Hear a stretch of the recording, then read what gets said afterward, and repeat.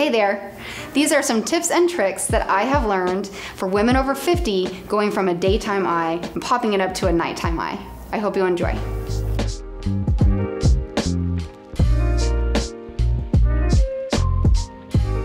So now Kathy has gone about her day, she's done all of her fabulous things, and her husband is going to take her out, so we're gonna pop this eye makeup look up just a little bit.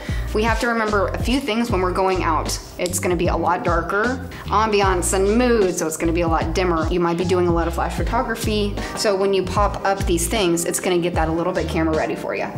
So she's got these beautiful blue eyes. What I'm gonna do is stick with her warm tones. So I'm gonna pretty much follow the same blueprint. I'm just gonna pop it up. I'm gonna go up just a little bit more. We're gonna deepen that crease. And I'm just hitting a little bit of a darker brown. We're not going too intense here.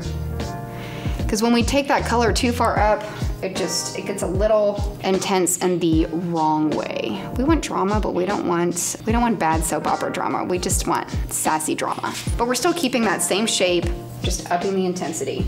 And now with her gorgeous eye color, I am gonna pick, it's still brown and neutral, but there's a hint, just a touch of red in there, so it is like a kind of a purpley cranberry. And I'm gonna go just where she put that darker color before, and you can see I really laid it down there. You can always erase and start again.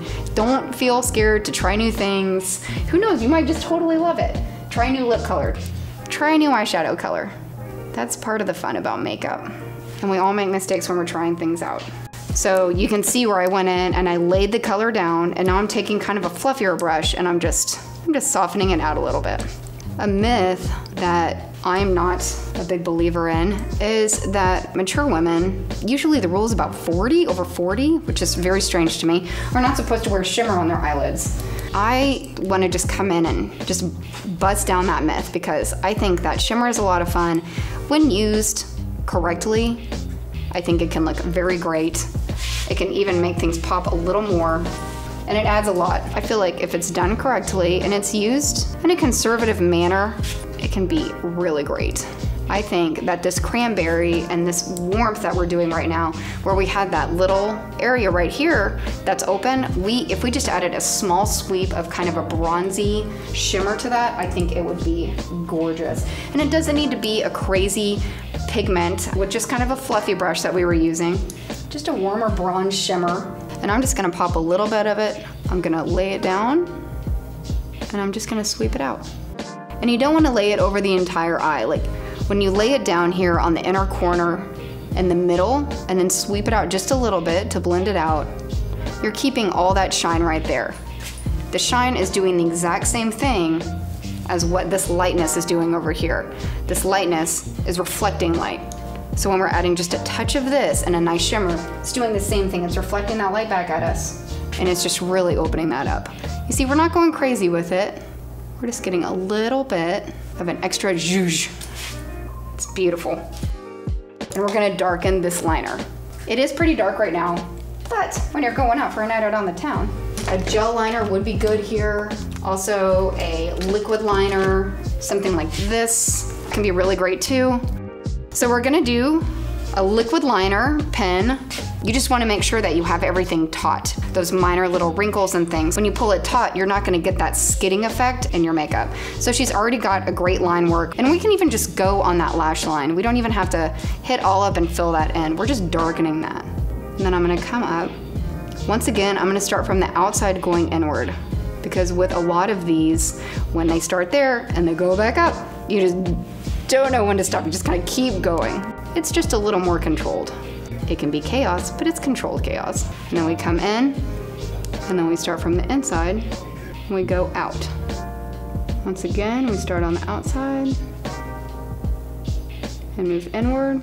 And you see how I'm not even filling in exactly where I put that other liner. I'm just kind of, I'm still doing the same shape. I'm just keeping it lower on the lash line.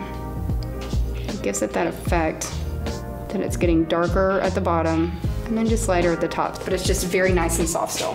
If you want to take it a touch further, tight lining is when you hit it on your waterline. I mean, this is if we want to go, woo, and we just want to live it out. We're going for broke here. Some people are against this, but I'm a big fan of it. I think it does really open up the eye. If you keep it on the outer third, it just kind of pops everything open. Your waterline here is that inner corner. You can use a lot of things. I like to just use a nice little pencil, and I like to go in, and you don't even have to really hit a lot of color. Just come in a little bit and take it on the outer 1/3. Some people like to do the top two, and then we can take this and just kind of soften that out a little bit. And this can be tricky for a lot of people. I mean, even doing my own makeup. I love the way it looks, but it's a tough thing to do. So I really think that just adds a lot to it. It can really make your eyes deepen a lot. And then we can go back and even add a little more mascara. We've got our wand. We're going in with the fiber mascara. This one actually uses small little fibers to build that lash out and extend it. So it is like falsies in a tube.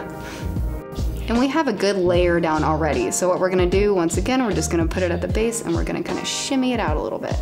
If you feel like you need a little extra lift, a lot of girls do like to do an eyelash curler. I don't think eyelash curlers are great to do every day, but for some situations like going out like this, they can be wonderful. They can give you a nice little pop. Sometimes if you do them every day, they can pull the root of your eyelashes over time and they can damage them. So perfect, it doesn't look spidery, it doesn't look too much, but we just got a nice extra pop. And sometimes I go back, if I'm going out, I'll do 2 or 3 coats of this stuff because it still looks nice and separated, but defined at the same time. And I'm just gonna hit down here a little bit. We already have a good color down there, so I don't wanna do too much. And I love the lashes to still look separated. Just in case I'm doing some mascara, I feel like it might look a little chunky. You should replace your mascara every 3 months, but sometimes when you get to the end, it can get a little chunky and clunky when you're taking it out. So I'll go in with a clean one and I'll just separate it out. I like to just do a little swoop-de-doop and pop it on up, and it will still separate and lift, and it won't look as clunky. We can go in, and if there is any fallout, let's find out. There totally was. And that is my step up to a dramatic eye. Thank you so much for watching Prime Women's Guide to Beauty, where we are redefining what it means to be a woman over 50. If you enjoyed the video, please click like and subscribe.